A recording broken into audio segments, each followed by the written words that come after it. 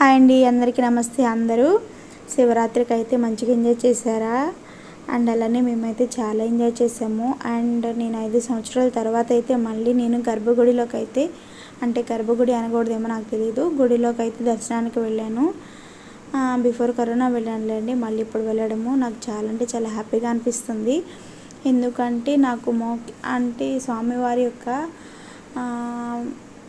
Temple దర్శన భాగ్యం అనేది నాకు 5 సంవత్సరాలు కలిగిందని నేను అనుకుంటున్నాను. ఎందుకంటే ఒకసారేమో కరోనా అన్నారు, అప్పుడేమో అసలు మొత్తం అట్లా అయిపోయినాయి. ఆ తర్వాత ఇంకా ఏదో ఒకటి కిడ్స్ ఉండడము, లేదంటే చిన్న క్యారింగ్లో ఉండడం, అట్లా ఏదో ఒకటి ఉంటుంది కదండి. ఇక అట్లా వచ్చేసింది. అలానే నేనైతే చాలా హ్యాపీగా ఉన్నాను.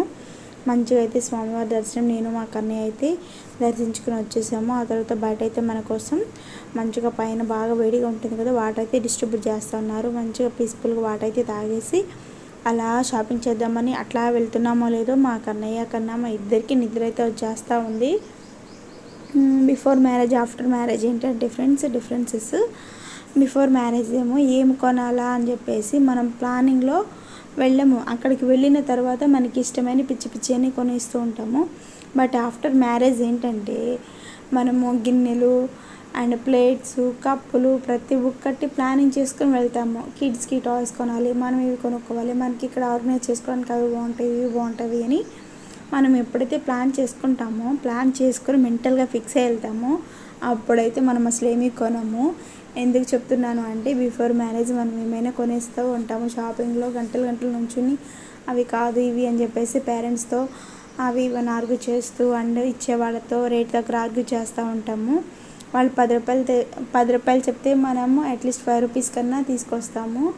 అలా కాదండి. ఆఫ్టర్ మ్యారేజ్ ఎలా ఉంటుందంటే మా చిన్న ఆయన ఇద్దరికి నిద్ర వచ్చేసింది, కన్నయ్యకి అండ్ మా హనీ బేబీకి.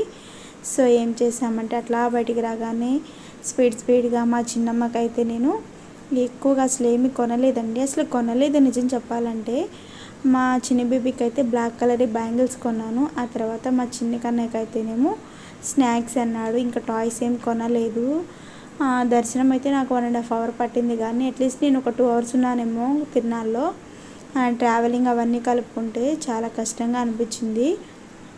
ఎందుకంటే ఆ క్రౌడ్లో చిన్న కిడ్స్ని వేసుకుని షాపింగ్ అంటే మామూలుగా ఉండదు కదా, అలానే షాపింగ్ అయితే మేము చేయలేదు.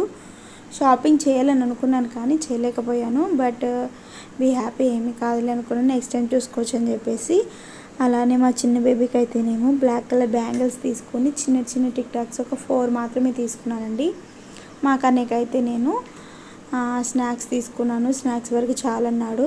మరి తనైతే బొజ్జుని నిద్రపోయాడు. అలానే ఇక మంచిగా మేమైతే రిటర్న్ అయిపోయాము.